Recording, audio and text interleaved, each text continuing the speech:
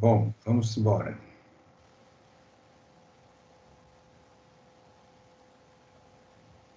Bom, pessoal, hoje nós iremos iniciar o quinto momento do seminário. Esse que é o primeiro ciclo, tem mais novidade vindo aí. Eu que sou ansioso, já fico querendo falar logo, mas teremos outra sequência de 8 palestras, como essas, nesse bom nível que estamos tendo até agora, tá certo? O seminário de métodos de pesquisa em ciências sociais aplicadas, a gente já extrapolou essa questão dos sociais aplicadas.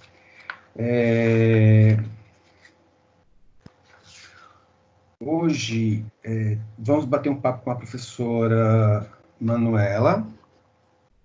A professora Manuela é doutora e mestre em administração pela UFBA, com graduação em secretariado executivo pela UFBA e administração pública pela UFES. Atualmente é professora efetiva do curso de secretariado executivo da Universidade Federal de Sergipe e professora permanente do programa de pós-graduação em administração, PROPADM, daqui da Universidade Federal de Sergipe também.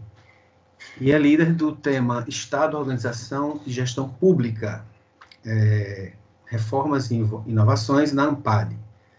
Ela tem interesse de pesquisa em organizações, gestão pública, metodologia de pesquisa qualitativa e história organizacional. A equipe do DACE em Lives agradece a presença de todos, agradece a contribuição da professora Manuela, minha colega, nossa colega de trabalho, de jornadas de doutorado, etc. Agradecemos aqui, esse evento é uma realização do Departamento de Administração da DACE, do campus de Itabaiana, com apoio do Departamento de Secretariado Executivo, do Departamento de Administração DAD do campus São Cristóvão e do Programa de Pós-Graduação em Administração PROPADM. A organização desse evento conta com a participação dos alunos Arlan, Camila, Giovana, Renan, Jalisson e Lívia. E a coordenação dos trabalhos é por minha conta, professor Marcos Antônio Souza Barbosa, a professora Alessandra Cabral, a professora Léa e o professor Antônio Vinícius, que estão conosco aqui hoje.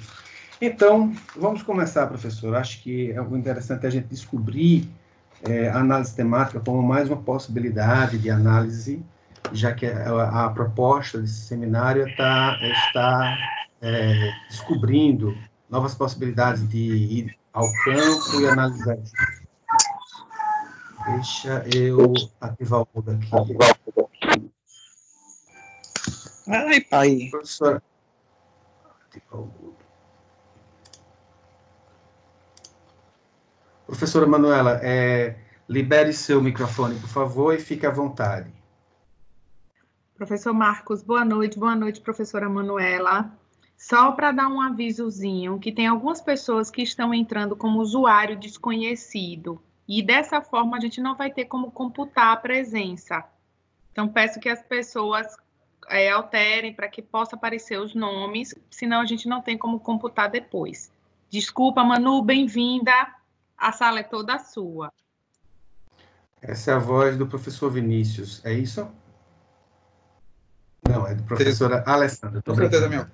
Professor Vinícius, uma palavrinha do senhor. O professor Vinícius é coordenador do curso. Queria dar as boas-vindas, né, professora Manuela, desejar boa sorte na condução dos trabalhos, parabenizar mais uma vez a equipe, capitaneada, né, pelo nosso professor Marcos, e desejar um bom evento a todos nessa noite. Boa noite. Boa noite, obrigado, desculpa a brincadeira. Professora, está contigo.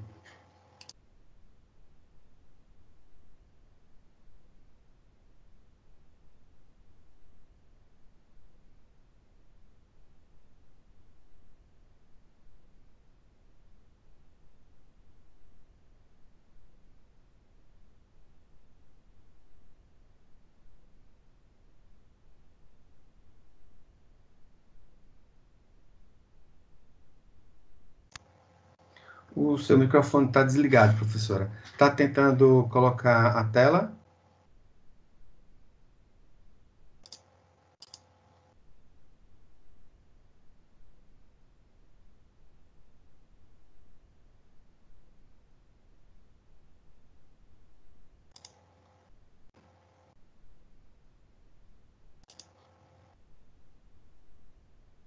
A professora Manuela está tentando colocar a tela de apresentação.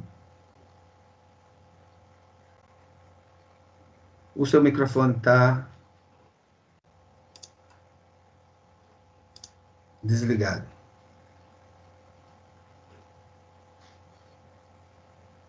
Já podemos começar, viu, professora?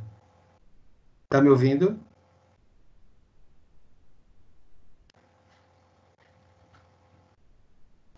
Está me ouvindo? Pode começar.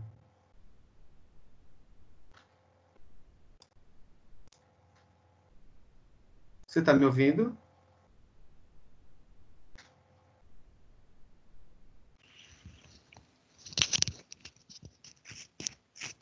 Pronto, estamos ouvindo, professora Manuela. Pode começar. Pronto, pronto. Me ouvindo bem? Sim. Eu não sei nem por onde começar, na verdade, falando. Eu queria primeiro agradecer o convite, né, dessa equipe de Itabaiana. Com esse convite virtual, vocês estão me devendo um convite presencial. Faço questão de ir ao campus lá de Itabaiana. Sempre ouço falar muito bem do corpo docente e discente da UFES de lá.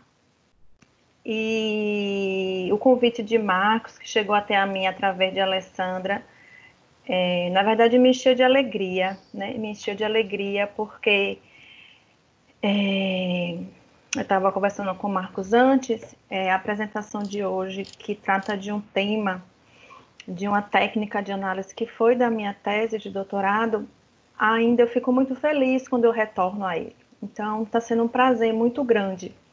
E a última oportunidade que eu tive de apresentar esse trabalho, que na verdade vocês receberam o artigo, ele é em parceria com o professor Marcos Barbosa, em um evento internacional que nós apresentamos sobre pesquisa qualitativa, uma das professoras ficou muito empolgada com a possibilidade de aplicar esse método na graduação. E eu disse a ela que eu ainda não tinha experimentado, não tinha ainda tido a oportunidade, né, de falar para os alunos de graduação, não que outros alunos não tirem proveito, mas pela colaboração, pela contribuição que essa técnica de análise traz. Então, eu me sinto grata por ter tido essa oportunidade, tá bom? Toda a equipe do Departamento de Administração, sinta-se agradecido, agraciado, abraçado por mim. Eu vou fazer a exposição só para a gente não se perder, né? Eu pretendo apresentar, fazer uma apresentação em 1 hora, talvez até menos, e deixar realmente o espaço para o nosso debate, tá certo? Então, como eu já falei, o nosso tema é análise temática, como uma técnica de análise para pesquisa qualitativa, e eu sou professora do Departamento de Secretariado Executivo aqui do campus de São Cristóvão. E a partir daí eu queria só esclarecer o meu lugar de fala. Então, na nossa agenda hoje, eu pretendo apresentar a análise temática enquanto uma técnica, né? Existe pessoas antes da gente que fez todo o apanhado teórico, exemplificar essa técnica e abrir para o debate. Mas antes de cumprir essa agenda, eu queria falar do meu lugar de fala, para que vocês possam entender, já vou usar aqui os termos da análise temática, o sentido latente da minha fala, o que não está aparente, o que está adormecido, então, ou talvez despercebido para alguns que não me conhecem, né? Também. Eu sou formada em secretariado executivo pela Federal da Bahia. Cheguei em Aracaju em 2008, pelo programa do Reúne, Expansão. O curso de secretariado era um dos cursos que estavam sendo abertos no campus de São Cristóvão. E eu ingressei em 2018, agosto de 2018, setembro, agosto de 2018. Aqui na Universidade Federal de Sergipe, eu também concluí o curso de Administração Pública e fiz o mestrado e o doutorado lá na Federal da Bahia também. Mas o importante dessa trajetória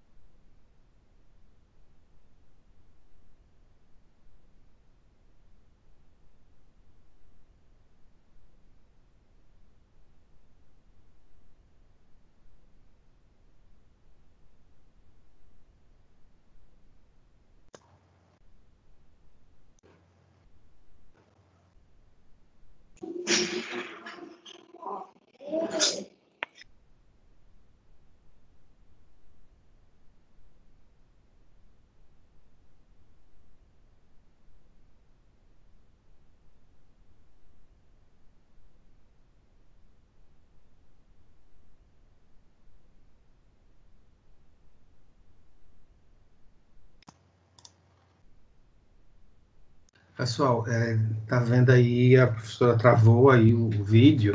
Deixa eu ver se retorna aqui, tá? Acho que... Vamos ver aqui. Vocês estão conseguindo me ouvir, Alessandra, Vinícius? Sim, professor Marcos. Pronto, então vamos esperar a professora retornar.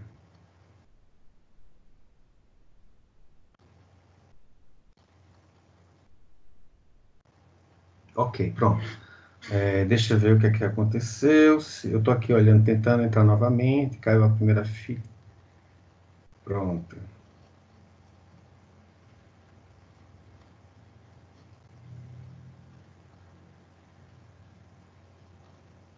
Pronto, já mandei aqui um recadinho para ela. Ela deve estar reconectando.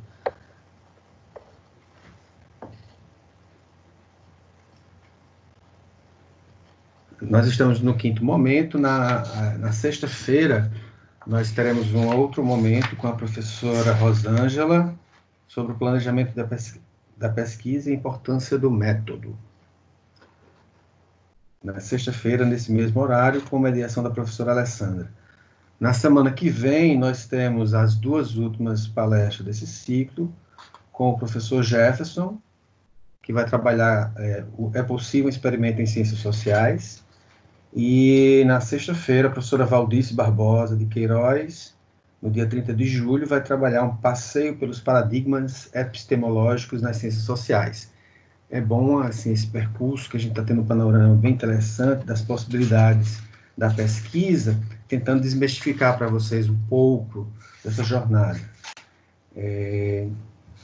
Acho que a professora voltou e o microfone está desligado, professora? ligado. Pronto, pode assumir. Pronto.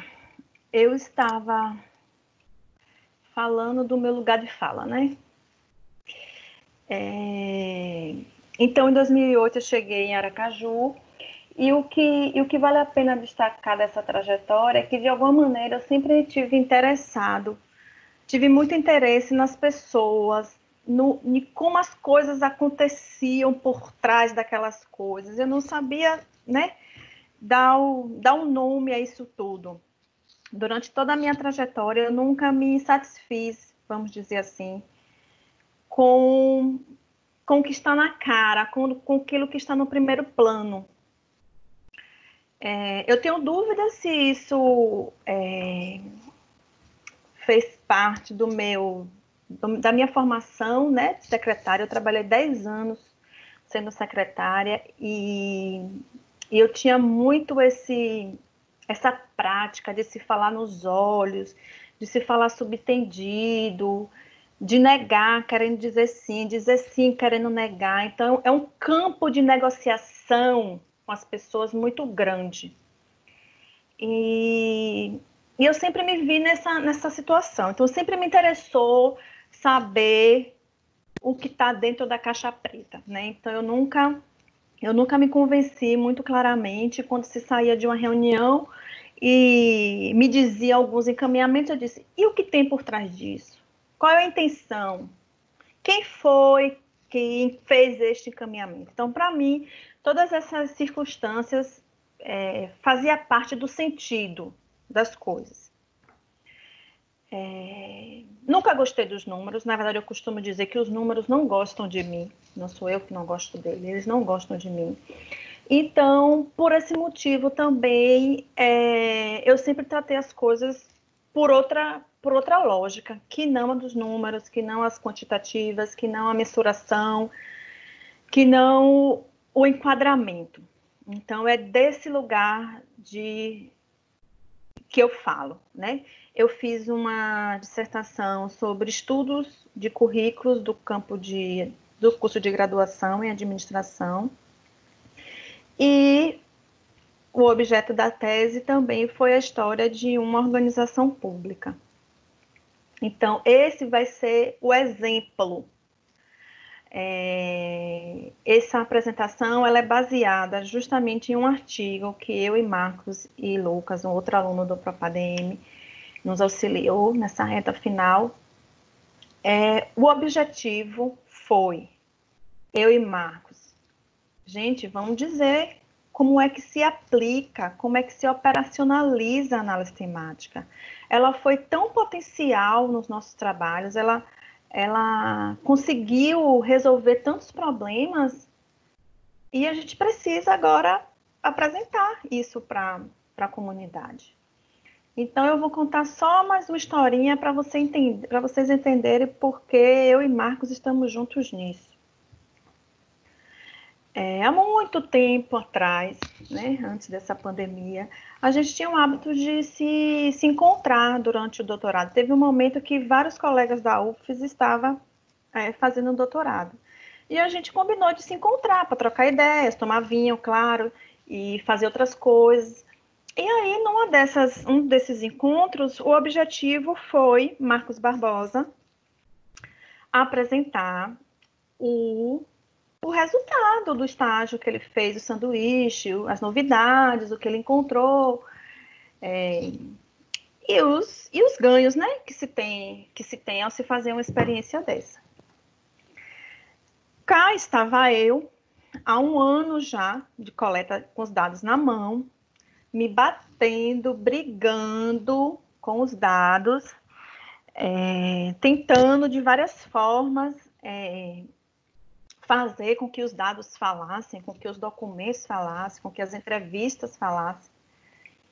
E aí, lá pela terceira taça de vinho, o Marcos explicou o que era análise temática, como a análise temática tinha chegado para ele, quais foram as recomendações que ele recebeu. Eu só sei dizer para vocês que eu dei um pulo, não quebrei a garrafa de vinho, a taça de vinho, mas eu dei um beijo em Marcos, assim. Meus colegas falaram, você teve uma epifania, Manuela, você saiu de si naquele momento, porque Marcos falou apenas uma palavra. A análise temática permite que a gente encontre o sentido das coisas. Eu estava com uma massa de entrevista, quase 17 entrevistas, uma documentação de 30 anos de uma organização pública. Já tinha tentado várias coisas e sabia que o dado estava ali, que a informação estava ali, mas eu não estava conseguindo dialogar, não estava conseguindo fazer aquilo tudo emergir. E aí o Marcos disse, é só a gente procurar o sentido das coisas. Então, foi nesse momento que eu consegui compreender, e aí eu e Marcos mergulhamos nisso tudo, conseguimos de maneiras distintas convencer nossas orientadoras a aceitarem esse método como análise dos dados, e E durante esse processo, desculpe, a gente falou assim, não, vamos escrever, vamos usar o nosso caso, das nossas teses, para ilustrar como a análise temática pode acontecer. Então, eu vou pedir 2 licenças a Marcos. Uma, que eu usei o layout da apresentação, que ele fez para mim uma certa vez. E a outra licença é que eu vou tentar focar em aspectos maiores da minha tese. Mas aí, na hora do debate, a gente volta a dialogar de novo. Eu optei por isso para que a gente também fizesse um mergulho maior. E, na verdade, quem está aqui nesse evento agora vai ter esse plus, né? Tem coisas que realmente eu vou tratar aqui que não estão no artigo, porque não era o objetivo exclusivo tratar da minha tese, e nem da forma como eu lidei com essa técnica. Era de fazer com que o meu trabalho de Marcos dialogasse. Então, por esse motivo que nós estamos aqui hoje. E aí está o link do artigo, se vocês quiserem pegar, mas eu estou sabendo já que vocês não têm chat aqui, mas fica a referência para o futuro. E aí, como eu falei, vou reservar uns 30 minutos, vou tentar ser coesa aqui na minha fala, para a gente ir para o debate. Na medida do possível, eu vou fazer justiça, né, ao trabalho do professor Marcos. Então, a ideia original do trabalho foi discutir o que nós chamamos de pesquisa A e de pesquisa B. Uma, que é a pesquisa de Marcos, tinha o objetivo de entender os sentidos e as escolhas do envolvimento de ativistas em organizações não governamentais e internacionais. A minha, que é a pesquisa B, é revisar o conceito de escola de governo a partir da história organizacional da ENAP. Então, eu já vou fazer um esclarecimento aqui. Esse recorte teórico e empírico de discutir o conceito de escola de governo é só uma parte da tese que eu peguei para fazer esse artigo. Então, eu vou falar de algumas coisas, mas, professora, isso não está no artigo, não está. Mas a gente pode dialogar depois. Uma premissa nós assumimos desde o início. Marcos, Manuela, nossa pesquisa é qualitativa, certo? Certo. Então, esse vai ser a grande premissa, o grande guarda-chuva, o argumento central, como vocês queiram chamar, que vai unir os nossos trabalhos. E vamos discutir análise temática como o quê? Como a técnica, como um método, como uma ferramenta? Essas foram as nossas dúvidas iniciais. E resolvemos tratar como técnica. Numa primeira versão desse trabalho, eu vou fazer justiça aqui também, a gente teve a contribuição da professora Marta Suzana, do Departamento de Ciência da Informação, aqui de São Cristóvão. Mas no amadurecimento do trabalho, no longo do trabalho, ela decidiu abdicar, né, da parceria, e eu e Marcos seguimos, que foi o que culminou com a publicação na revista. Então, essa foi a nossa grande premissa. Estamos, Manuela, numa ontologia que a gente entende que a realidade social, ela não é dada, não é um produto dado, é um produto de negociação e compartilhamento entre as pessoas. Certo, certo. Qual é a epistemologia que nós estamos falando aqui? A epistemologia onde os significados eles são descobertos, eles são construídos, na verdade, né? Descoberto no sentido de que ele está lá pronto e você vai investigar. Não, eles são construídos dessa relação que eu falei acima entre as pessoas. E o nosso paradigma é da interpretação, né? Por isso que a gente adota esse desenho da pesquisa qualitativa, do caminho indutivo, o Marcos ainda segue para o caminho abdutivo e outras mais. Então, essa foi a nossa grande premissa. Estamos falando de uma técnica de análise das pesquisas qualitativas em administração. Esse foi o nosso propósito, né? No artigo que também se entrelaça com o que eu vou falar na sequência. E por que tudo isso, Manuela? Porque a gente não estava atrás, nós tínhamos uma um pano de fundo nas nossas pesquisas que tinha uma presença muito forte dos participantes, onde o contexto falava demais. Eu estava numa pesquisa, em uma organização pública, então todo o contexto político, todos os planos de reforma administrativa, todo aquele início da redemocratização do país, o plano Bresser, da reforma gerencial, tudo aquilo modificava completamente a atuação daquela organização, a percepção que os participantes tinham daquilo. Então, o nosso interesse sempre estava em compreender e interpretar o fenômeno. O que significa interpretar o fenômeno, Manuela? Significa que eu estou apresentando apenas uma versão dos fatos. É sempre assim. Nunca vai ser a certeza absoluta.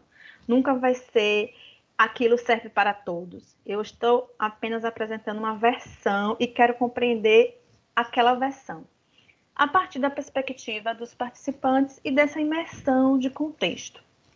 Então, por isso que a gente foi atrás de estratégias metodológicas que dessem conta.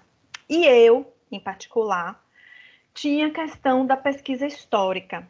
Então, eu dialoguei muito com essa outra área da história e também tive,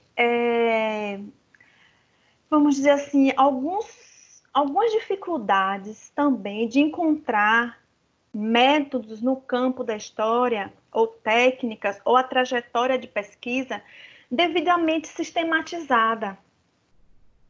Eu tive a oportunidade de fazer uma conversa dessa com uma historiadora também do campo das organizações, lá na Bahia, no doutorado, e coloquei para ela todas essas coisas.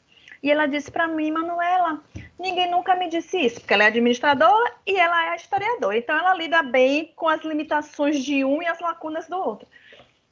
Mas você tem razão, sabe por quê? Porque na história nós privilegiamos as fontes. Os métodos para a gente não têm os mesmos requisitos que tem no campo das organizações. E você tem razão. Então, eu também me vi diante da análise temática como uma possibilidade de também contribuir com a sistematização e a operação de métodos no campo da pesquisa histórica em administração. Então, eu também faço essa reflexão na tese, só para deixar claro. Então, qual foi a pergunta que nós fizemos nessa versão, né, que foi publicada? Quais as possibilidades da análise temática como técnica de análise de dados no processo de pesquisa qualitativa em administração? Então, agora, depois que eu contei essa historinha toda, você já sabe o significado de cada uma dessas palavras que estão aí no problema. Porque assim tem que ser, viu? O problema ele tem que conter as principais ideias e conceitos da sua pesquisa. Então, vamos lá. Eu vou tentar, eu espero que a minha estratégia dê certo, eu vou tentar falar teoricamente, entre aspas, da análise temática de uma maneira contida e tentar fazer essa discussão quando eu apresentar os resultados, né, da pesquisa, para a gente não ficar numa abstração muito grande, porque eu realmente quero trazer outra coisa. O tempo voa já, Marcos. Então, qual foi a primeira... Eu tenho 30, eu já gastei 30. A análise temática, ela foi apresentada a mim por ser uma técnica de análise flexível, desapegada a qualquer arcabouço teórico. Eu acho que esse foi uma questão que ajudou muito a Marcos, né? Ele estava também relacionando outros campos do conhecimento com a administração, a psicologia, a psicanálise, aí ele fala melhor do campo dele, e as organizações. Então, a gente, pelo menos o nosso debate, demonstrou que a gente veio da mesma escola, que a gente precisa estar tudo combinado, teoria com metodologia, com epistemologia, e assim tem que ser, o caminho da pesquisa ele tem que ser coerente, mas não existe carimbos, não existem caixas marcadas e numeradas. E eu e Marcos, eu acho, em certo momento, vou falar por mim então, não estava conseguindo me desvencilhar disso, me desamarrar disso. Foi quando a análise temática disse, olha, você não precisa ter um arcabouço teórico nem definido previamente e nem precisa fazer com a análise temática nenhuma relação com o arcabouço teórico, porque ela é flexível, ela permite, ela se relaciona com várias teorias, vamos dizer assim. Isso é muito importante mesmo. E aí, uma estrutura também que a gente fez questão de trazer no artigo, além de dizer que nós tínhamos uma premissa de discutir isso no campo da pesquisa qualitativa, foi fazer a grande pergunta, sim, cara pálida, o que é tema?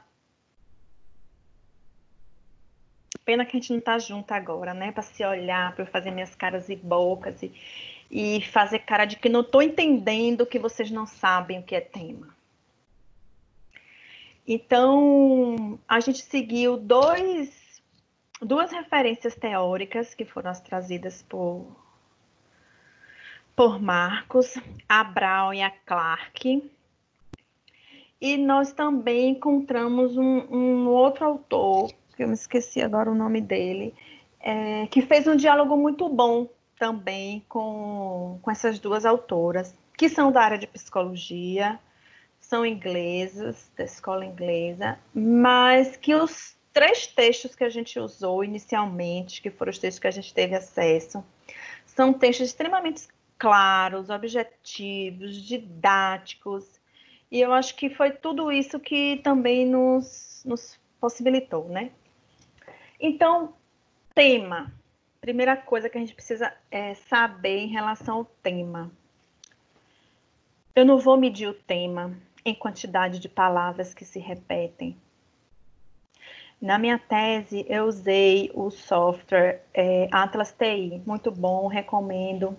Tentei fazer uma contagem de palavras nessa massa de entrevistas que eu tinha, e o que ele gerava não batia com o que eu sabia que tinha lá. Não dava. Então, não é a frequência que você tem que procurar, é a prevalecência. E o que é prevalecer, Manuela? É você exceder em importância. É você predominar. É aí que entra a ideia de sentido, de significado, que combina, por isso que esses 2 círculos aí, eles estão entrelaçados e os 2 de fora estão pontilhados, porque eles se entranham. Porque a gente não está procurando o sentido da quantidade das palavras, da frequência. Nós estamos procurando o sentido latente. Lembra que eu falei lá na minha apresentação? O que é o sentido latente? É um sentido encoberto, é um sentido subentendido, é que não está aparente. Então, o tema, ele tem essa contribuição, ele ajuda a gente a organizar um grupo de ideias e nos permite responder ao nosso problema de pesquisa. É sempre importante ter isso em mente. A análise temática, ela é flexível, ela combina com várias teorias, mas a gente nunca pode perder de vista o problema e o objetivo da pesquisa. Esse é o motivo, né, pelo qual a gente conduz uma pesquisa. O tema contém os códigos que têm pontos comuns e um alto grau de generalidade, que unifica ideias sobre o assunto investigado. Dito de outra forma, o que está exposto para vocês. Ele organiza um grupo de ideias.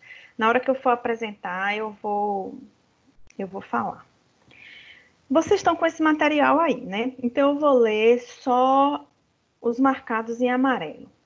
Então, o que é que a Brown e a Clark falam? Olha, existem 6 fases para vocês fazerem uma análise baseada na análise temática.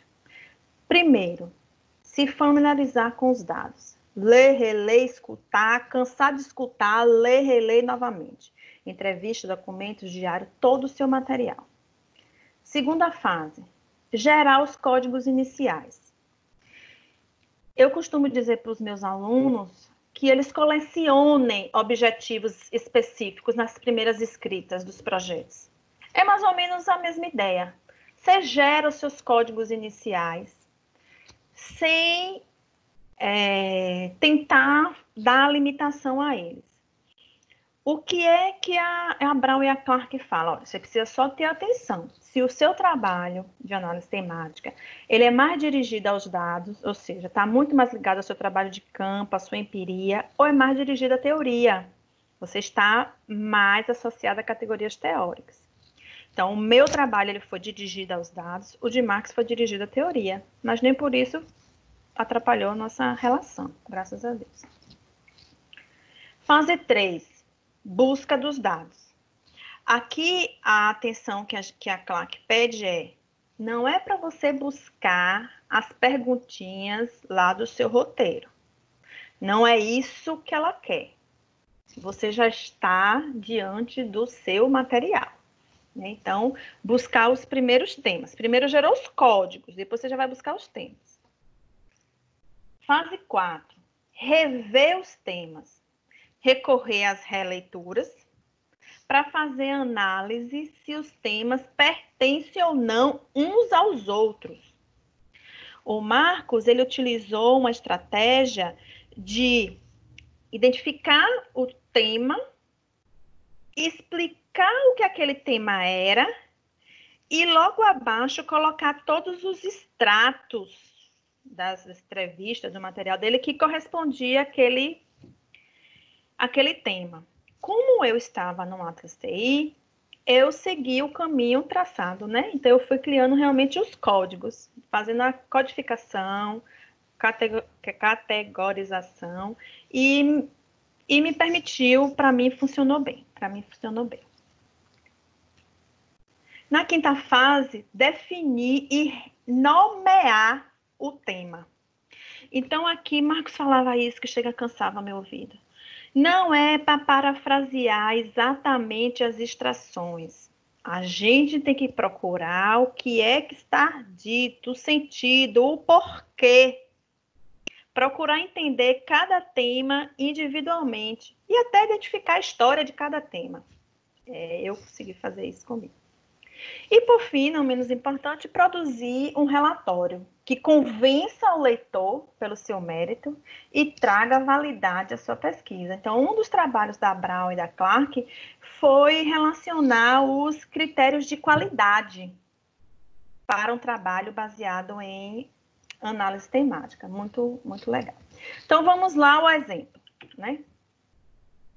Transportei aqui, fase 1, 2 e 3 do trabalho de Manuela. Cada coluna aí corresponde a um texto. Então, eu fiz leitura, releitura, de cansar.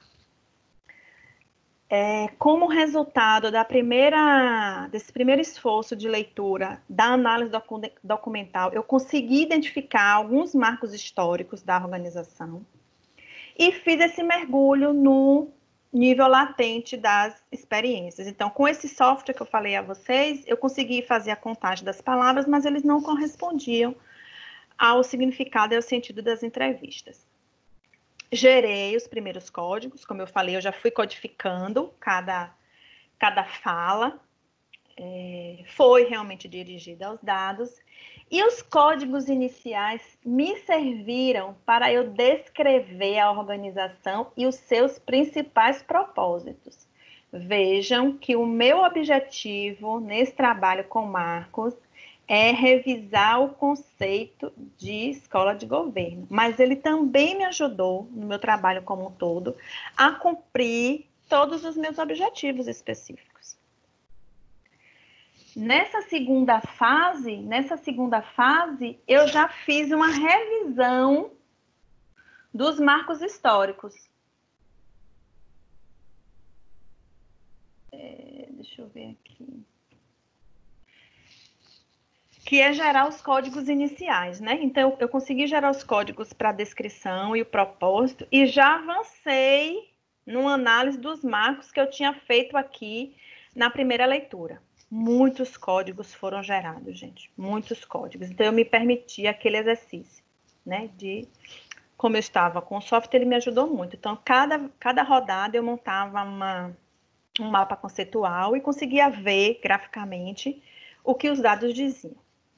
Na terceira fase, que é a busca dos temas, eu consegui identificar um outro objetivo do meu trabalho, que são as competências organizacionais. Fiz o mesmo exercício de marcos, para as competências organizacionais eu fiz isso. Eu peguei o tema central, que eu achava que era competência, e numa coluna do lado, eu fui colocando as citações. Fiz esse exercício também numa parte do projeto. Leitura e releitura sempre, isso é uma coisa realmente que você não para. A própria Clark e a Brown, elas recomendam que você faça uso dos mapas conceituais. E eu fiz, eu tinha essa possibilidade.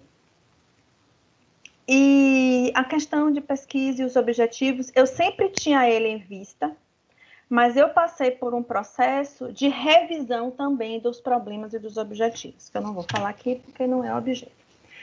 Então, vamos lá. Primeiro código, apareceu para mim. Na verdade, aqui não tem nenhum tema, nenhum desses quadradinhos aí são temas. São códigos, são motivos, são fatores, são sentidos e significados contidos na ideia de escola de governo. Então, para que eu precisava pensar o que uma escola de governo é e o que uma escola de governo faz? Eu preciso saber qual é a descrição, preciso saber qual é o público-alvo, qual é a característica única, qual é a justificativa para a sua existência e quais os seus propósitos. Então, aqui estão os códigos iniciais, né? Uma forma de você abrir o seu grande tema, né? Então, no meu tema era o conceito de escola de governo. Então, como eu abri isso? Foi aí. Vamos lá para a fase 4, 5 e 6 do trabalho de Manuela, certo? Vocês estão bem localizados, né? Na fase 4, que é a revisão dos temas, eu fiz uma nova organização dos marcos históricos. Eu acho que eu fiz umas 3 ou 4 linhas do tempo da ENAP, até chegar à versão final. Assim também como eu mantive um esforço muito grande de interpretar as competências organizacionais. O que fez com que eu já pulasse para o tema, para a fase 5, onde eu decidi, com relação às competências, definir os temas e os subtemas. Com isso, eu conseguia ter as competências organizacionais propriamente ditas e os seus elementos constitutivos a partir dos subtemas. Foi aí o meu ápice. Tudo isso numa perspectiva empírica. O que é que você quer dizer com isso, Manuela? Eram os dados que eu tinha coletado. Eu passei muito tempo distante da teoria, a teoria em suspensão. Depois que eu cheguei do campo, eu fiz uma apresentação com um especialista no campo de pública para apresentar a ela o dado e a gente dialogar quais eram as teorias que poderiam me ajudar. Ela disse, Manuela, você não precisa mais do que você tem. Continue com seus dados, mergulhe nele, que é ele que vai fazer o diferencial da sua tese. E assim eu fui, acho que foi uma das escolhas mais felizes que eu tive nesse trabalho.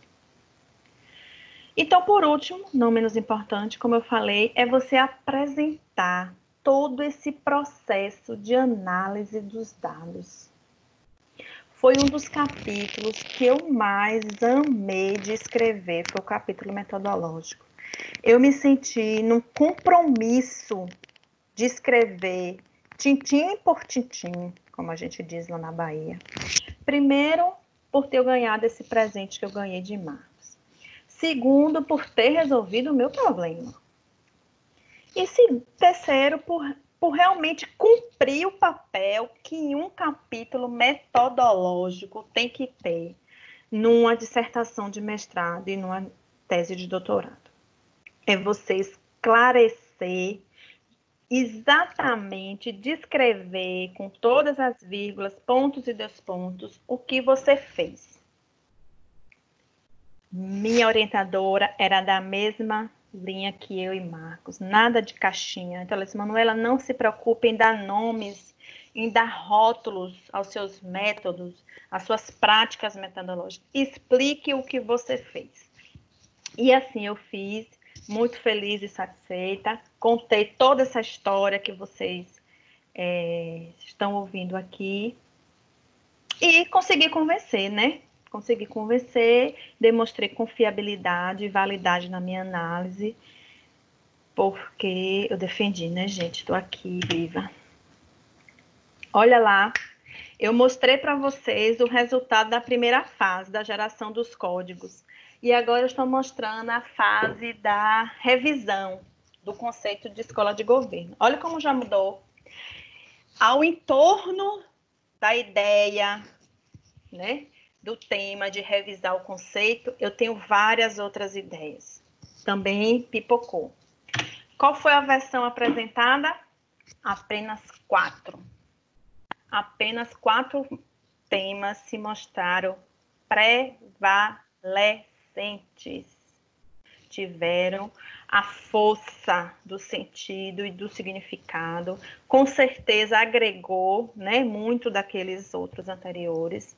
E através desses 4 temas, eu faço a proposição de se revisar o conceito de escola de governo, tal como vem sendo colocado em prática nos últimos 30 anos, né? À luz da história organizacional da ENAP, que é a mais antiga e uma das mais importantes escolas do Poder Executivo, certo?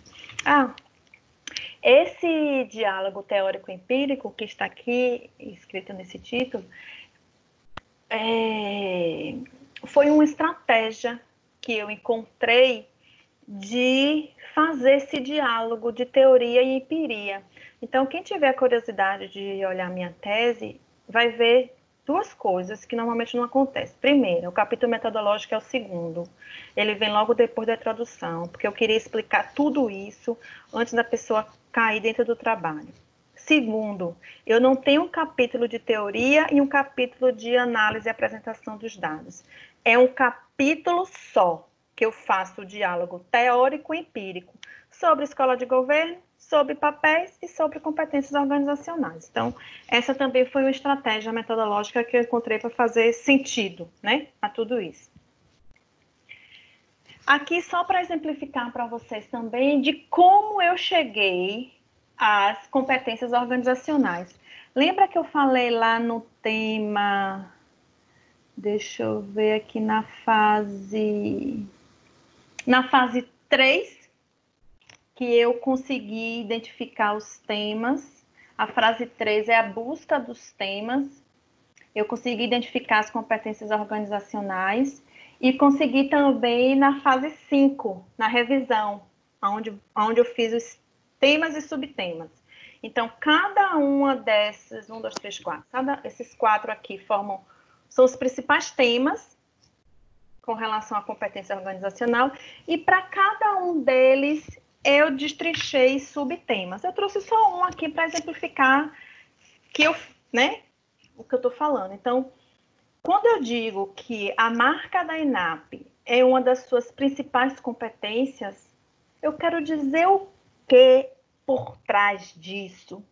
Porque ter a marca da ENAP torna ela uma organização que justifica a sua existência. Lembra lá daquele primeiro quadro dos códigos iniciais? O que é que traz como característica única? O que ela tem a ver com o propósito e os papéis da escola de governo, que também não é objeto. Então, o que está escrito aqui antes, né, nesses pontinhos... Verificando aqui se o som dela está mudo ou se só foi aqui mesmo. Tá. Manuela, você está me Alô? ouvindo? Eu tô, e você? O som dela tá bom, Marcos. Manuela, bom, você está me ouvindo? Eu tô. Ele que talvez não esteja ouvindo, mas o seu som tá bom, professora. Tá bom, obrigado. De repente é o volume dele. Então é isso. Então foi possível identificar os temas e subtemas. A Clark e a Brown, elas falam um pouco sobre isso. Mas eu me inspirei mesmo, foi numa dissertação, que eu nem sei de que parte da Inglaterra é essa dissertação agora para dizer a vocês. Mas o Marcos usou o Word para fazer a sistematização dele. Essa guria, ela fez em post-it. Ela colocou as fotos do post-it nos anexos dela, fazendo essa combinação. Aí eu falei, poxa, eu tô com o Atlas TI na minha mão, não vou fazer, mas vou. Nos 45 do segundo tempo, eu resolvi que deveria identificar também os elementos que formavam as competências, e aí destrinchei, depois eu fui explicando cada um desses. Então, é uma é a quinta etapa, né? A quinta fase da Cláudia. Essa é a versão final, como eu falei para vocês, do marco histórico. Não vou falar muito dele, mas eu tive várias versões. Só para vocês terem ideia, a primeira fase, dividida em 2 tempos, foi depois da banca, né, de defesa. Para mim, era um tempo só. De 86 a 94, era uma leva só. E um dos membros da banca disse não, divida. Então, foi depois de ler, reler, ler de novo e reler de novo. Foi uma das partes mais difíceis. Foi fazer essa representação da história. Tá faltando alguma coisa? Falei da fase 1, fase 2, fase 3, fase 4, fase 5. Tá faltando a fase 6. Hã? Pode tomar sua água aí. Nós temos mais 7 minutos para a gente começar 30 minutos Estava de debate. sentindo falta de ver essa garrafa. Ah, minha garrafa. Lilás. Todo mundo me acha na UFES, né, com ela. Cadê o relatório final, Manuela? Como foi que você conseguiu contar essa história toda? Tá aqui meu relatório final. Esse é o mapa conceitual, associando todas as análises do contexto, né, dos participantes, que me ajudaram a fazer as reflexões necessárias para a trajetória da ENAP. Não, Manuela, mas eu sei que você não apresentou isso na defesa. Realmente, a gente precisa escrever. Então, eu escrevi um relatório de 180 páginas. Por favor, tirem da cabeça trabalhos gigantescos. A Clark fala conciso. Eu adoro isso dela. Conciso, coerente e lógico. E não repetitivo. Né? É um esforço que a gente tem que fazer depois de 2 anos e meio quase de pesquisa, fazer um relatório com essas características, né? Conciso, coerente, lógico e não repetitivo. E interessante das histórias de todos os dados. Então, eu coloquei aqui só onde vocês conseguem acessar, tá bom? Quem tiver interesse em acessar o trabalho completo. Eu tenho todos os trabalhos parciais também publicados. Qual foi a contribuição? Né? Então, depois que eu e Marcos juntamos as nossas pesquisas, fizemos esse debate todo. Sim, Manuela, a gente mudou o quê mesmo? A gente conseguiu contribuir com o quê? Lembra da nossa premissa? Qual era a nossa premissa? Discutir a análise temática enquanto uma técnica de análise qualitativa no campo da administração. Modestamente, a gente conseguiu atingir a nossa contribuição, né?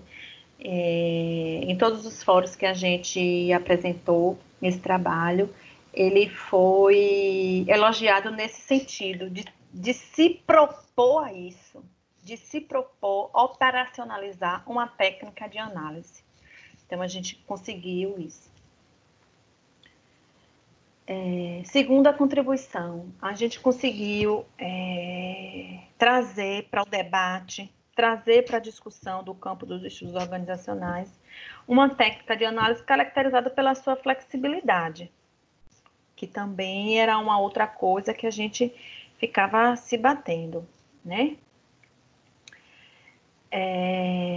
Essa foi uma contribuição que, na verdade, eu trouxe, nem sei se foi como contribuição ou foi como desafio, foi a possibilidade de você manter o seu referencial teórico em suspensão, parcial, você não ir ao campo totalmente impregnado dele. O Flick fala muito bem disso, foi nele que eu me baseei, e tem outros também. Então, essa possibilidade que a gente acha que tem que ir para o campo com todas as categorias, com todos os elementos de análise, com todos os níveis operacionais da pesquisa pronto, e não. O mais delicioso da minha pesquisa foi as idas e vindas. Gente, é possível ter prazer na pesquisa científica, viu? Não percam as esperanças, não. Então, eu encontrei pessoas maravilhosas, eu tive experiências muito boas, tive muitos perrengues também, teria que ser outro seminário para dizer todos os perrengues que eu passei, mas o fato de eu ter adotado um desenho indutivo da minha pesquisa, ou seja, deixar o campo aflorar, emergir, me agarrar, e eu ficar indo para o campo e voltando, indo para a teoria e voltando, indo e vindo, e por isso que eu formei aqueles diálogos teóricos empíricos com todas as discussões da tese. E também consegui contribuir. Lembra que eu falei para vocês que eu estava no campo da história e a história não sistematiza os métodos, que o mais importante para eles são as fontes? Pois eu consegui estruturar a minha tese como uma tese que estava ligada à história no campo epistemológico, ontológico e metodológico, e coloquei, né, a análise temática, consegui fazer uma combinação da análise temática como aporte para pesquisas que tenham esta natureza histórica e de interpretação. Então, é um diálogo também que eu gosto muito de fazer, é esse da pesquisa histórica. E essa foi a nossa grande intenção, como eu falei, contribuir com esse entendimento e o mais importante, pensar e fazer pesquisa fora da caixinha, né? Essa é a minha homenagem a Marcos. Para eu terminar, agradecer, dizer que eu estou à disposição, a professora Manu pode ser encontrado aí nesse e-mail, quem quiser trocar ideia, eu tenho o maior prazer, eu sou acessível, eu adoro dialogar sobre isso, termino lendo vários trabalhos, até que eu não deveria ler, porque os alunos sempre querem os meus palpites, adoro dar palpites, e é isso, estou aberta a conversar num tempo que eu destinei, que nos resta um tempo que eu destinei para a gente conversar e dialogar. Muito obrigada mais uma vez. Ok, professora, obrigado aí pela exposição. Os professores Vinícius e Alessandra aqui elogiando sua apresentação, que fala com simplicidade de algo novo e bem denso. Acho que sua mãe também está perguntando aí, sua mãe conseguiu entrar na live? Está perguntando se você jantou bem, se alimentou direitinho. Um beijo para ela. Eu nem sei, até a hora que eu estava monitorando aqui, eu não vi, não. A professora Manuela estava preocupada se a mãe dela ia conseguir a conexão.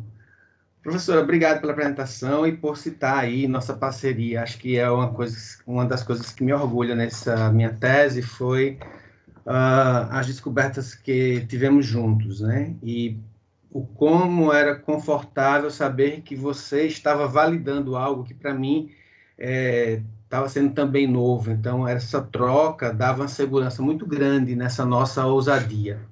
Pesquisar é também ser ousado, pesquisar é sempre ser ousado, né? E essa ousadia, ela tem que, muitas vezes, ser encaixada, né? Tem que ser empacotada, enquadrada, infelizmente. E isso, às vezes, é muito difícil para o pesquisador. E a análise temática surgiu como algo que respondeu àquela angústia que a gente sentia num determinado momento. Eu tive uma experiência interessante, porque a professora N, ela visualizou isso e insistia comigo do uso. A professora, no meu doutorado de sanduíche na Inglaterra, já cantou essa pedra e dizia, olha, vai por aí que é o caminho. E quando eu vim aqui, que eu encontrei um diálogo com você, foi muito importante para mim poder dividir isso contigo. Bom, mas a análise temática surge nesse contexto e nós hoje somos, digamos, um certo ativismo, né? Nós queremos que as pessoas conheçam e utilizem. Aí vem uma pergunta que eu acho que você já sabe qual é. A primeira pergunta que está sempre nos nossos debates, né? Que deixa eu só localizar aqui para referenciar a pessoa.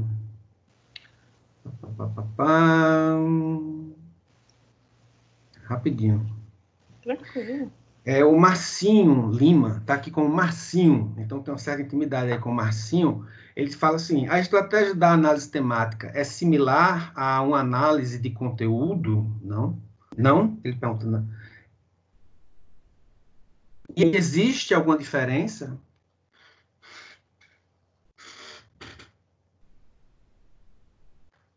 O seu microfone está desligado. Quando a gente se propôs a fazer esse diálogo, a gente começou, inclusive, a gente chegou a escrever uma versão assim, diferenciando uma da outra. Depois, a gente achou que não era interessante definir uma pela exclusão da outra, né? E a gente deixa isso muito claro, que a análise temática nem tenta concorrer nem com a análise de conteúdo e nem com a Grand Theory. Essa a gente faz até uma posição, a gente toma uma posição em relação a isso no artigo. O fato é que elas têm algumas aproximações e algumas distâncias também, né? Até onde a gente chegou perto da análise de conteúdo, ela não nos atendeu, por seguir muito essa linha da frequência, da quantidade, né? De ter um rito de análise muito mais por campo quantitativo do que por campo qualitativo. Nos bastidores, eu estava falando para Marcos aqui, Marcos me fez uma pergunta: Manuela, você já conseguiu com que algum dos seus orientandos assumisse análise temática? Eu falei, olha, um que defendeu agora fez, mas você sabe que eu não imponho. Então, contemporânea a mim, junto com a minha orientadora, eu tive uma colega que também fez um trabalho histórico com análise de conteúdo qualitativo. E aí, quando eu fui abrir a tese para ver, depois eu passar para Marcos. Ao meu ver, aí já é a minha leitura. A forma como ela executou a análise de conteúdo, ela abriu e ela deu potência à parte da análise temática, que tem esse nome na análise de conteúdo, ele tem várias etapas também, pré-análise. Ela abriu e deu força, tanto que ela chama de temas. Ela não me conhecia, ela defendeu antes de mim, a gente não conversava. E a tese dela também está organizada por temas, porque ela abriu, ela deu força à parte que a análise temática tinha dentro da análise de conteúdo. Então, como eu já tinha me aproximado um pouco, que a análise de conteúdo não tinha resolvido a minha questão, eu fui para a etapa seguinte. Mas, resumindo aqui a história, quando eu vou falar para o meu aluno sobre uma técnica de análise, eu mando as duas teses. Eu disse, olha, tome aqui uma de análise temática, tome aqui uma de análise de conteúdo qualitativo, porque é sempre nesse campo que eu estou. E aí a gente se decide, a gente volta e conversa. Então, pelo fato da gente não admitir a caixinha para análise temática, eu acho também que a gente não deve admitir a caixinha para análise de conteúdo. Se ela permitir, se ela ajudar, se ela resolver o problema de pesquisa, que seja. Se for a Grand Theory, que seja. Se for análise de narrativa, que seja, né? Então, eu acho que a gente está mais ou menos, eu estou mais ou menos nessa linha. Ok. Acho que uma coisa que eu queria destacar também é que elas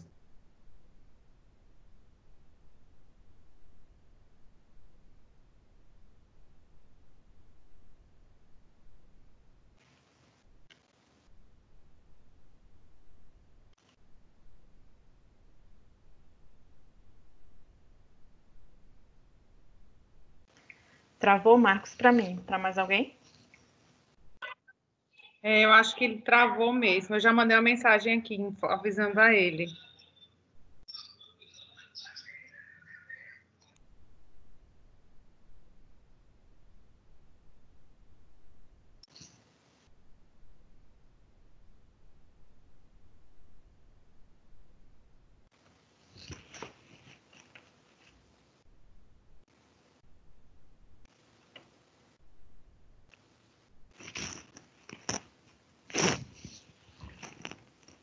Manu, enquanto ele retorna, eu vou fazer uma outra pergunta que está aqui no grupo. Tá?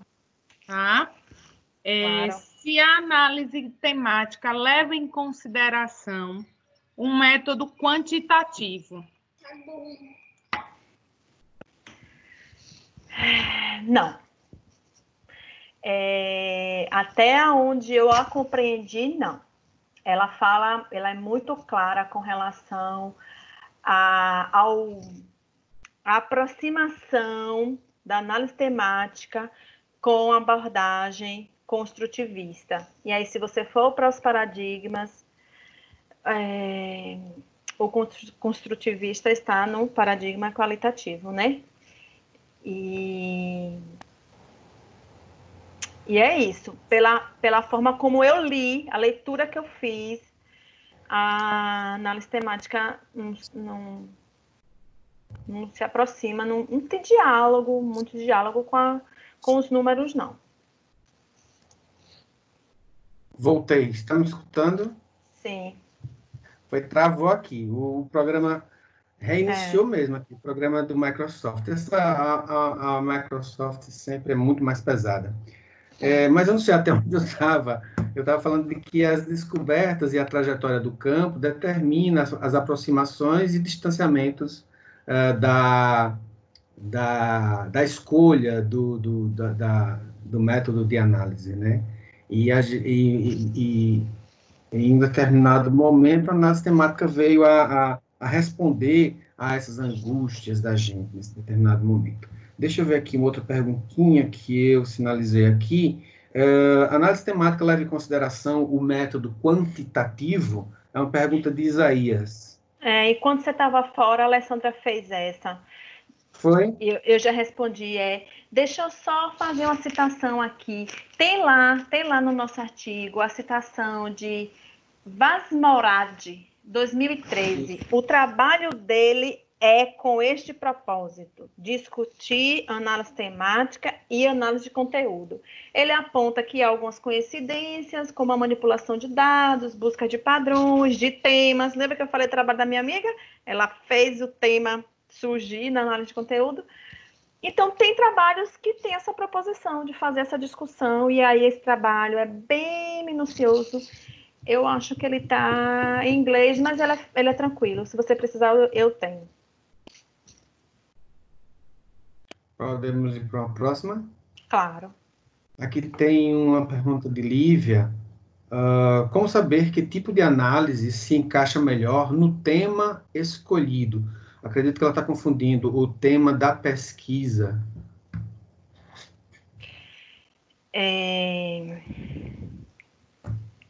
Como eu falei, né?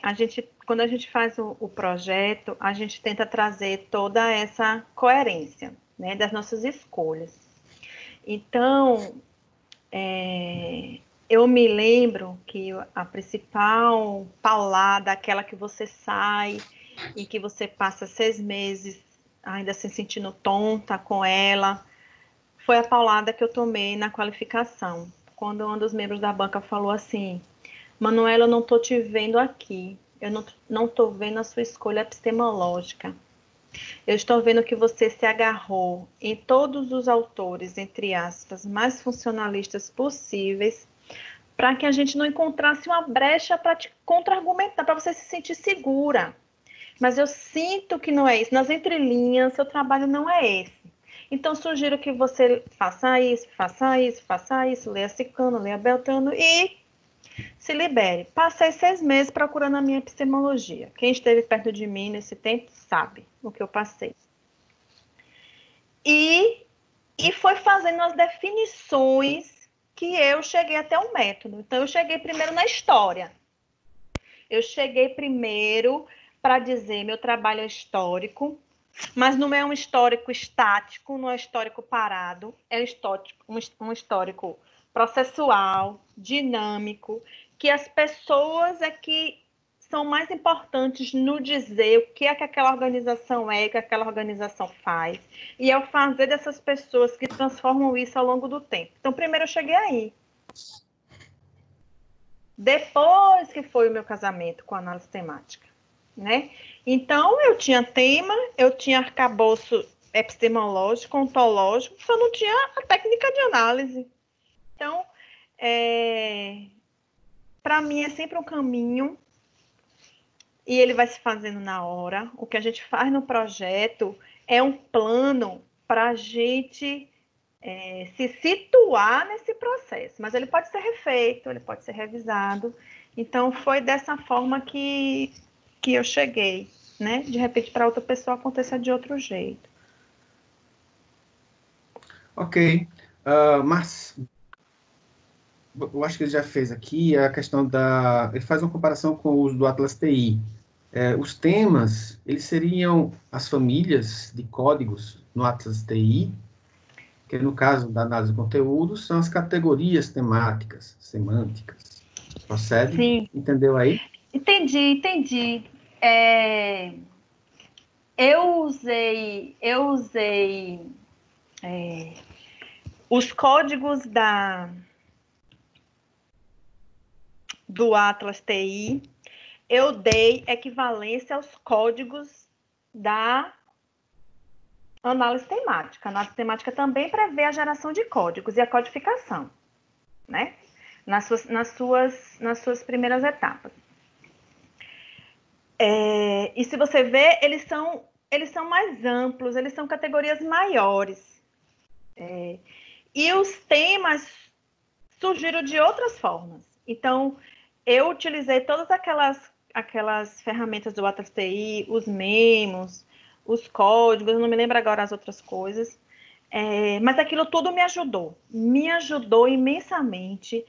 E se você quiser mais detalhes sobre esse uso que eu fiz do Atlas TI, eu publiquei no Enopage. Na mesma época que a gente publicou esse do análise temática, eu fiz um artigo só explicando o meu método. Eu sou tão apaixonada por ele me ajudou tanto que eu fiz só um recorte metodológico explicando tudo isso. Então, é isso. Se eu pegar o meu Atlas TI hoje, não tem aqueles temas da revisão da escola de governo. Vai ter os códigos, aqueles todos gerados, mas eu juntando os códigos, né, e os seus extratos, eles geram temas. No meu Atlas TI, ele não me gerou os temas. Ele não me gerou os temas. Agora, eu consegui codificar e categorizar todos os meus dados, mas ele não me gerou os temas. Ok, tem coisas que estavam fora de captar disso.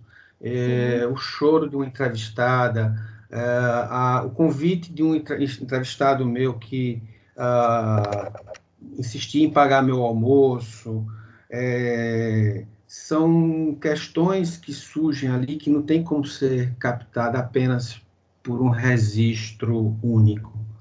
Então, acho que a análise temática ela dá uma abertura para que você apareça também e mostre que outros elementos de análise surgem numa entrevista, por exemplo, uma das que aconteceu comigo. Professora, a professora Marta Maria Viana, ela pergunta aqui uma coisa. Onde entra a análise do discurso na pesquisa qualitativa? Se resolvo utilizar entrevistas gravadas e escolho para a análise das entrevistas a análise temática, eu poderia utilizar também a análise do discurso, a qual traz também muitas informações nas entrelinhas. Eu acho que é um comparativo aí da análise do discurso com a análise temática. Eu vou responder a minha parte e vou deixar a outra parte para você, porque quem fugiu da análise do discurso foi você. Então, você fala a sua parte. Análise do discurso, Marta, eu não sou conhecedora, mas eu entendo que ela tem várias correntes, né? Tem a inglesa, tem a francesa, tem a dos Estados Unidos. Cada uma delas tem um outro emaranhado de coisas. Então, pelo menos eu estava num momento da tese, e a gente está até conversando nos bastidores aqui, que eu não acho que a hora de complicar é a hora da análise. Então, em nenhum momento, meu trabalho tinha relação com a análise do discurso na sua origem. Por que eu trazer a análise do discurso para a análise? Eu também entendo que a análise do discurso, ela inclusive extrapola ser uma técnica. A análise do discurso também é uma escolha epistemológica, uma escolha metodológica, uma escolha teórica. E ao meu ver, tem que se saber muito transitar nessa seara. Eu participei recentemente de uma banca de doutorado, onde a aluna, a doutora agora, utilizou a análise do discurso da corrente francesa e fez um belíssimo trabalho sobre o discurso da educação corporativa, tanto na literatura como nas entrevistas, nos agentes, né, que ela entrevistou, na literatura, nos agentes e nos eventos. Então, um trabalho lindíssimo, riquíssimo, mas que eu consegui perceber que aquela foi a escolha dela desde sempre, sabe? Eu não acho que a análise do discurso é uma escolha para entrar, assim, no meio do processo, como foi o meu caso, né? Como foi o meu caso. Então, eu nunca entrou no meu rol de discussão utilizar, mas eu reconheço o potencial dessa escolha. Muito potencial, muito bom, assim como a análise narrativa também. Então, é isso. Bom, da minha parte, eu entendo que a análise do discurso, ela oferece outras possibilidades e tão ricas quanto, mas não é ela que vai determinar as descobertas de uma pesquisa que são mais completas ou aprofundadas do que uma outra. O mais importante é que a gente tenha a capacidade de escolher aquela técnica ou abordagem, se for algo além da técnica, que seja mais adequada ao objeto que está sendo estudado, a maneira como você está lidando com os dados que estão surgindo e como você pode manipular isso. A análise do discurso, ela tem que ter um preparo teórico anterior, e você tem que distinguir, inclusive, essas escolas, como você falou. No campo da abordagem psicanalítica, você vai trabalhar lá com a escola, depois você entra com Lacan, e isso pode definir uma pesquisa e também pode atrapalhar ou destruir se a pessoa não souber lidar com isso. Porque, por exemplo, a gente vê muitos trabalhos que se dizem análise de conteúdo, mas, no fundo, não análise de conteúdo, é mais uma impressão que o pesquisador tirou de umas relações simples que ele fez ali. A análise de conteúdo também, por exemplo, é algo complexo. A análise temática não deixa de ser complexa. Ela tem um roteiro simples, mas para encaixá-la dentro de uma pesquisa, é preciso que você diga quem é você enquanto pesquisador, quem é o seu objeto e como você está construindo o seu conhecimento a partir dessa manipulação de dados e etc. Então, não é menor ou maior, é apenas uma escolha. E o bom é que o estudante ele tenha várias possibilidades de poder, no momento certo, ele ser acolhido por uma por uma possibilidade de uso de técnicas. Só para resumir, a professora citou 2 vezes aí que ela mostra para os seus alunos 2 possibilidades, análise temática e análise de conteúdo. Ela está fazendo isso no nível de graduação ou de mestrado. No doutorado, nós sofremos na pele a busca de algo que ninguém colocou para a gente assim, né? Ninguém colocou na mesa para a gente escolher nada. A gente teve que correr atrás. Então, esse tipo de diálogo ele vai acontecendo dentro de algumas realidades. Eu tenho uma colega que ela utilizou a Ground Theory e é um método de uma construção interessantíssima, trabalhosa, mas não dava para eu usar na minha pesquisa, por exemplo, nem se eu quisesse. Então, não é algo assim que se modela qualquer tipo de trabalho em campo, etc. Acho que me alonguei. O Marcinho Lima, ele fez um comentário aqui, professora, depois eu vou passar para você. E aqui alguns parabéns. A Alessandra fez um comentário aqui no grupo, depois também eu passo. Deixa eu ver aqui.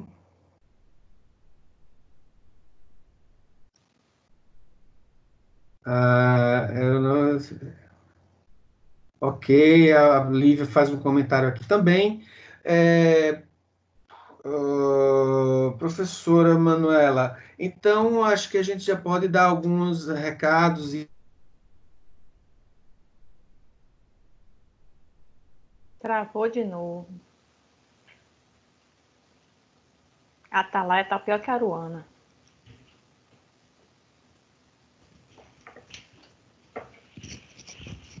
É verdade. Deixa eu ver se ele volta.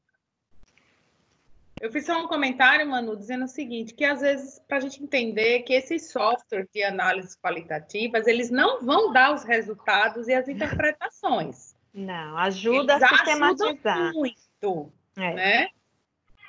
Mas eles não vão dar o resultadozinho, nem esses mapas, se a gente não dominar e não entender. Com certeza. Ele está resolvendo, eu acho. Pronto, ele voltou. Vou devolver a ele. eu acho que é porque a professora Manuela falou que quase derrubava as taças de vinho no dia que ela conseguiu. Aí meu computador aqui tá meu louco. Não é ninguém me derrubando, não, porque eu sou organizador. É aqui a máquina mesmo. Mas tudo bem, vamos embora. Professora Alessandra, obrigada aí pelo apoio. Professora Manu, quer levar alguma ideia, para a gente... acho que esse bate-papo aqui está bem interessante, mas acho que o recado foi dado de que a escolha, o percurso de pesquisa não é tão fácil, mas ele também não deixa de ser interessante, né? Sim. E só dizer uma coisa, que apesar de todo esse esforço da gente escrever esse relatório no final de tudo, é uma responsabilidade, né, muito grande. Tem coisas que não cabem nele. Então, como eu fiquei com essa escolha da história, existe a história oculta. Existem coisas que eu ouvi, que eu vi e que não estão ali no trabalho. Então, às vezes, esses momentos ajudam. Foi uma das perguntas que a banca me fez. Manuela, já acabou.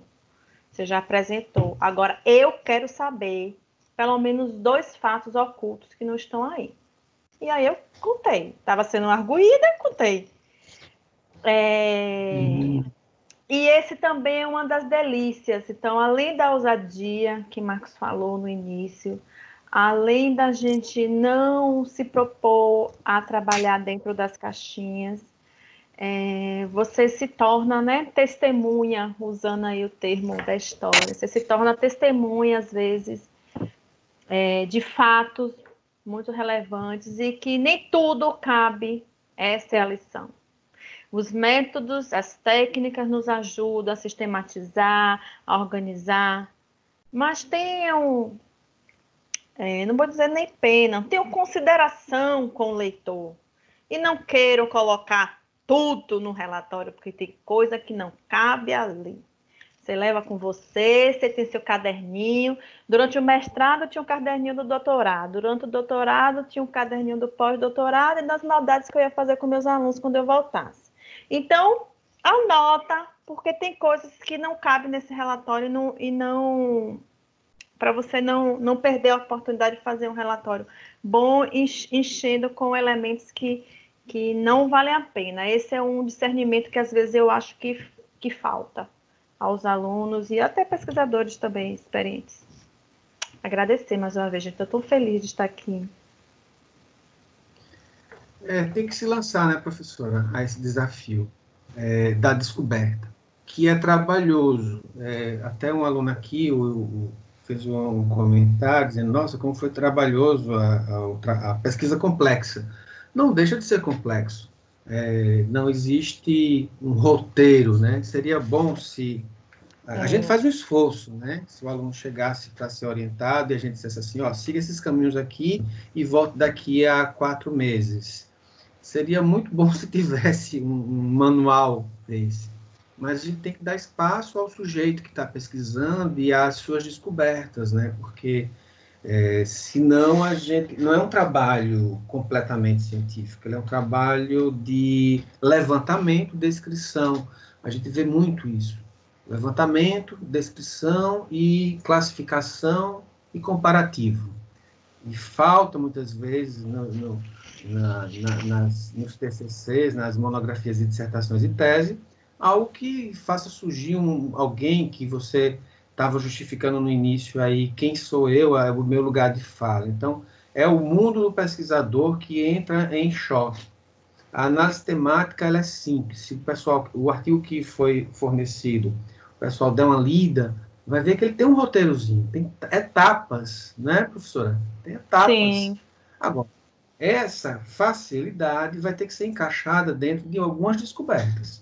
E aí é que a gente não vai dizer que vai de uma forma completa ser um trabalho fácil. Não é um trabalho fácil. Não. Ok?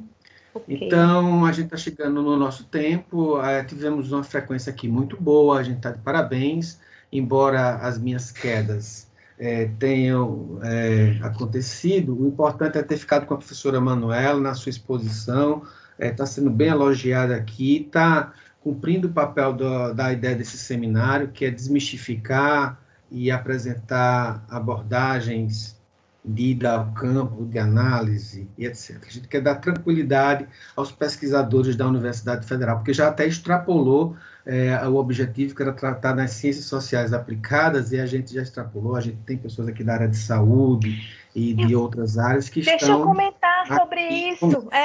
Eu ia comentar, esqueci no meu roteirinho. Análise temática é muito utilizada na área de saúde. Lembra que eu falei que era da psicologia? Todas as áreas da saúde usam.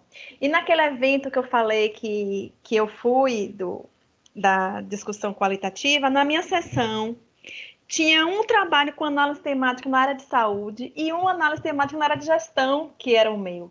Foi um diálogo riquíssimo, riquíssimo, riquíssimo. Na verdade, a menina da saúde ficou, como essa menina conseguiu? Como se dissesse assim, a gente da área de saúde... estamos por dentro, a gente sabe como essa menina conseguiu, rapaz, usar esse negócio na gestão. E aí foi o grande motivador da discussão. Foi muito boa essa sessão, muito boa, muito boa, muito boa mesmo. E é isso, é um método muito praticado, muito utilizado na área da saúde, na enfermagem, é o que mais a gente acha, né, Marcos? Enfermagem, psicologia...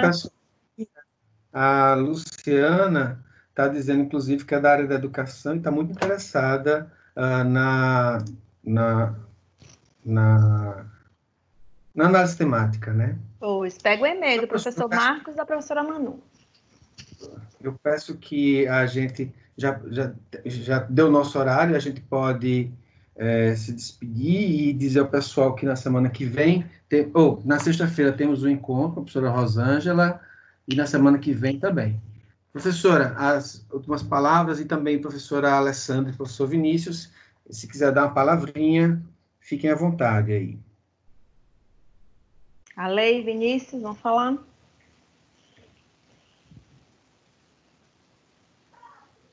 Manu, só gratidão, viu? Obrigada aí por estar com a gente, por comprar a nossa ideia, na verdade, né? E estar sempre aqui nessa parceria.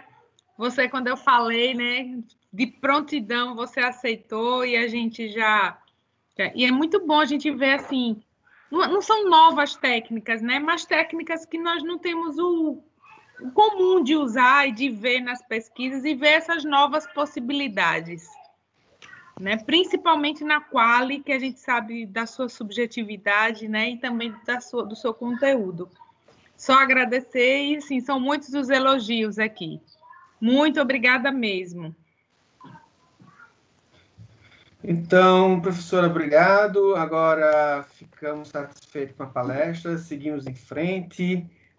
Sexta-feira temos outro encontro, a professora está convidada, a professora também está organizando eventos lá no departamento dela e no programa de pós-graduação que ela faz parte. E a gente está sempre divulgando aqui com nossos alunos e com o pessoal aqui que está participando do seminário. Obrigado, professora, obrigado a presença de todos, e uma boa noite e até sexta-feira. Até mais. Muito obrigada.